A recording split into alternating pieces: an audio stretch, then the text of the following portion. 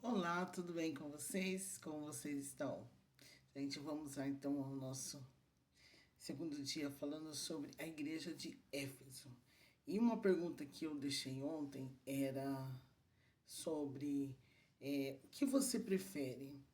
Uma igreja ortodoxa ou amor? Qual que é mais importante? A ortodoxia da igreja ou o amor? Então nós estamos vendo a igreja de Éfeso, que tá por título A Igreja Inconstante.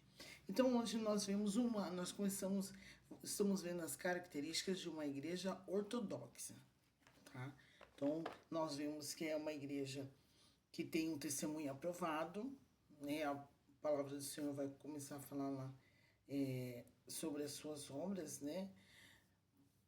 Sobre como ela se comportava e diante de algumas questões que aparentemente não eram bíblicas, né? Eles encaixavam perfeitamente. Era uma igreja incansável. Conheça as suas obras, tanto o seu labor quanto a tua perseverança. Éfeso era uma igreja laboriosa. Então, o que significa? Os crentes eles eram envolvidos na obra de Deus. Então, era um povo que era totalmente dedicado ao Senhor. Eles se dedicavam, eles tinham prazer de fazer a obra do Senhor, eles tinham prazer de trabalhar para Deus. Eles não viviam só.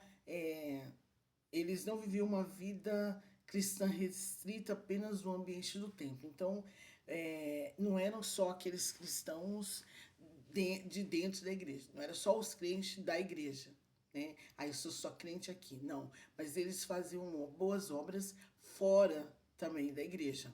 E eles se dedicavam muito a isso.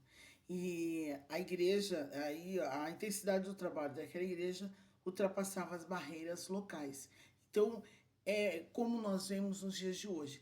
Nós temos visto muitas pessoas, né, que têm falado muito sobre os evangélicos, embora tenham alguns que, né, estão deixando a desejar. Mas nós podemos ver a questão de ajudar quando acontece alguma tragédia, como aconteceu, né, esses anos atrás, lá no Rio Grande do Sul, como aconteceu no começo do ano ali em Minas Gerais, e assim tantos outros lugares, né? Lembra lá em Brumadinhos que assim várias igrejas de vários lugares do Brasil enviaram doações, água, né? Principalmente água, né? Água, colchões, alimentos. Então, eu vejo a igreja de Éfeso uma igreja assim, que ultrapassava as barreiras, que ultrapassava os muros da igreja, que ultrapassava as paredes da igreja. Não ficava só ali no templo central, não era só ali com o pessoal, mas fazia assistências e ajudava outras pessoas fora. Era uma igreja resistente, então ela era perseverante. Ela servia o Senhor na cidade de Éfeso e era desafiador. Lembrando que nós estamos falando que a igreja de Éfeso está vivendo uma época do imperador romano. Era um momento em que a igreja estava sendo totalmente perseguida. Os crentes pagavam um alto preço para pertencer à igreja. As perseguições eram constantes. Nesse texto, o termo perseverança traz a ideia de resistência em meio às tribulações. Aquela comunidade não sucumbiu diante das investidas maldosas das autoridades romanas. Então eles estavam vivendo aquele momento opressor, momento em que o Império Romano estava perseguindo, estava indo de frente com o povo mesmo, e naquela perseguição toda. E eles estavam perseverantes, firmes e constantes na fé. A igreja de Éfeso, entretanto, resistia a todas essas investidas e permanecia fiel às escrituras. E ela era uma congregação bem alicerçada na rocha.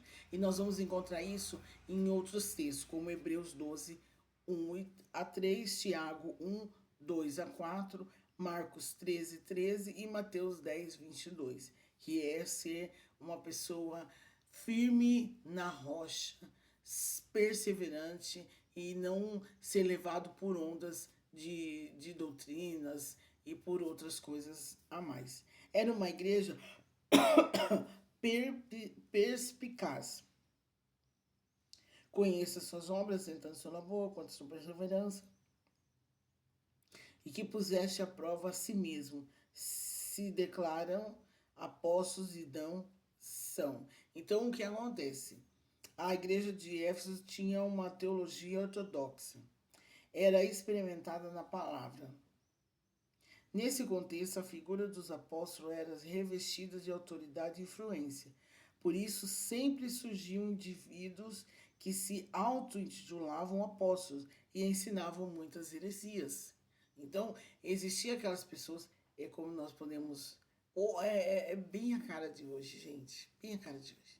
Existem aquelas pessoas que têm o seu compromisso em trazer a verdade para a igreja, em trazer a verdade para o povo, mas aí vão surgindo os falsos profetas, como nós temos visto e vivido nos dias de hoje, de pessoas que têm se levantado e têm trazido uma palavra totalmente ao contrário daquela palavra que Jesus nos ensina. Jesus diz assim: vai pregar o evangelho a toda criatura.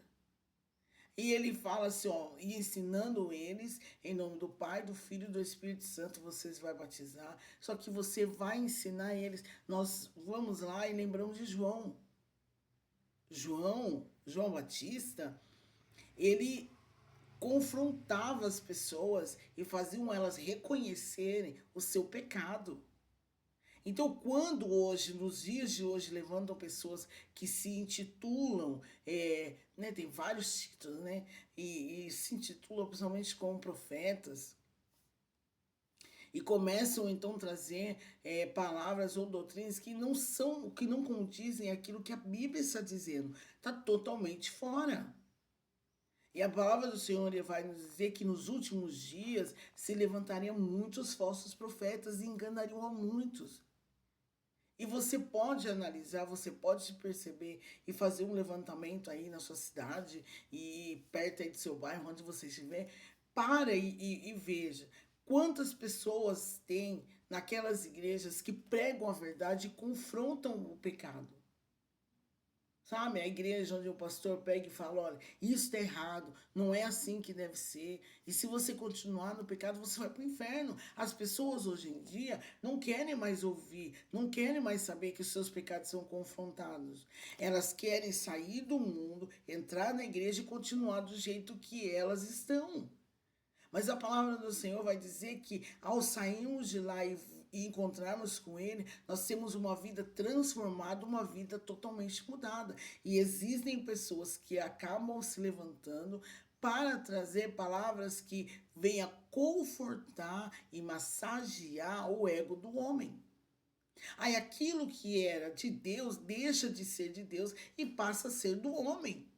E a igreja de Éfeso lutava contra isso. Então, qualquer pessoa que se levantasse e começasse a falar, igual nos nossos dias, dentro das nossas igrejas, nós temos que educar e nós temos que ensinar as pessoas que estão ali para que elas possam também ter a mesma direção. Olha, viva a Bíblia.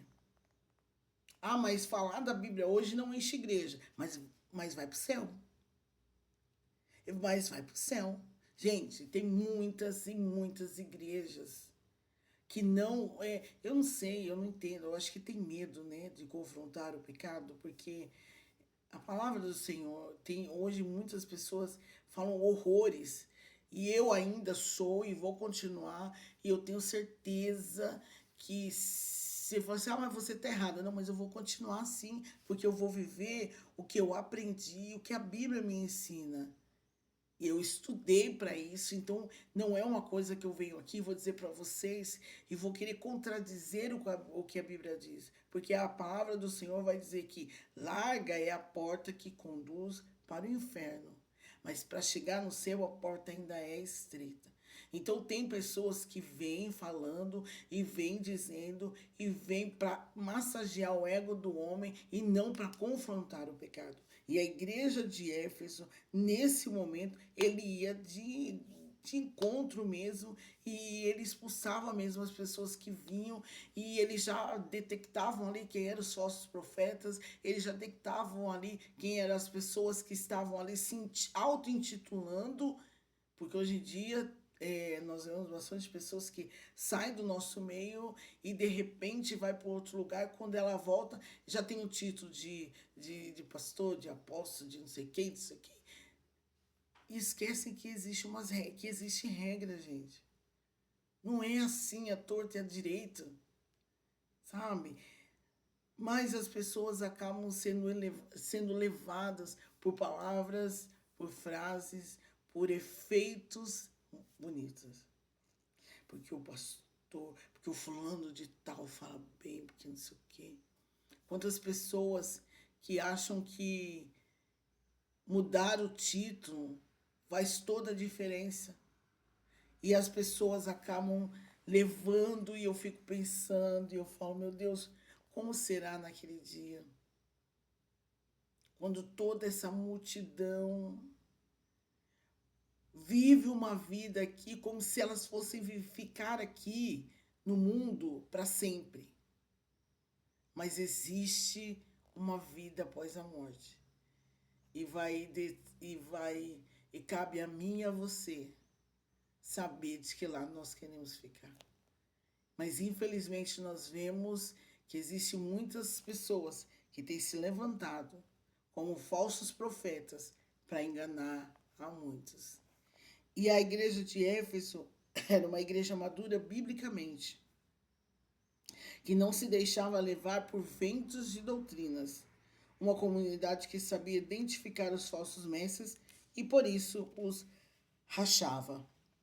Efésios 4, 14 e Mateus 7, 15 e 16. Então, nessa questão da igreja ortodoxa, é o posicionamento da igreja de Éfeso. Então, em questão da ortodoxia, em questão das práticas, em questão das regras, olha, nós temos regras. Vamos colocar aqui umas regras. Nós temos regras. Para você se tornar membro de uma igreja, eu vou colocar como exemplo a minha denominação. Para você se tornar membro da nossa denominação, você precisa passar um período de 3 meses ali, né?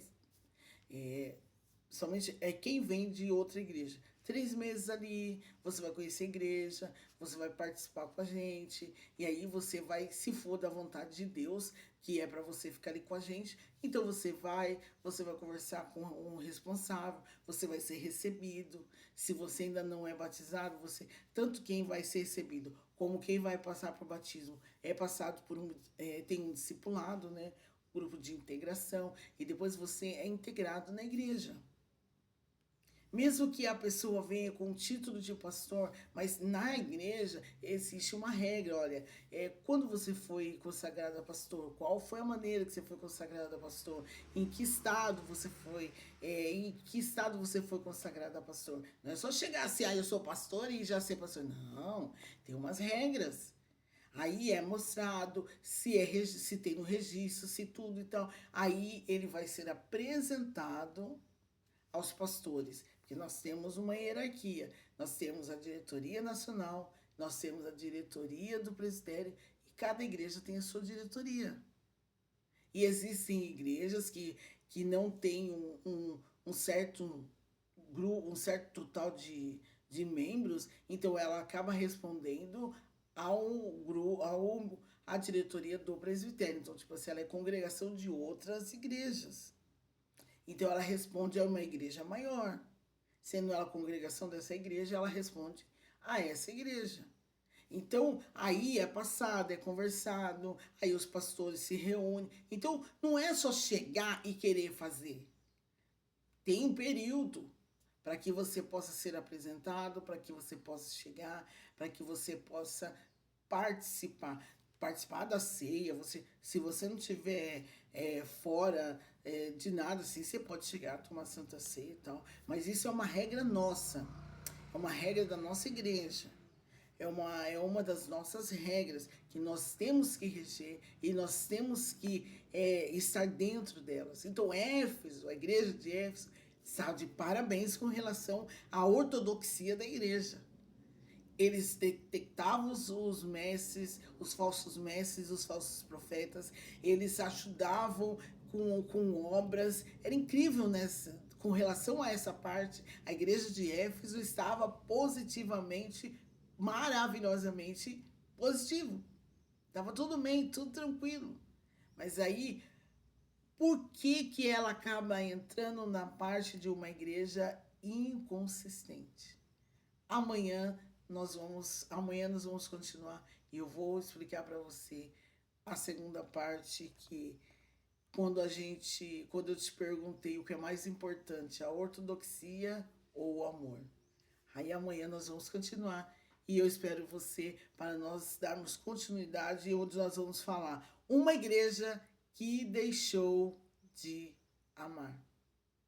Não adianta nada você fazer boas obras se não tiver amor. Medita lá na carta de Paulo, na primeira carta de Paulo aos Coríntios, capítulo 13. Lê lá. Não romantiza, tá? Esse capítulo, tá bom? Não é para romantizar. O 1 Coríntios 13 vai falar sobre o amor. O amor que está faltando dentro das igrejas. Deus abençoe você e amanhã estaremos de volta no nome de Jesus.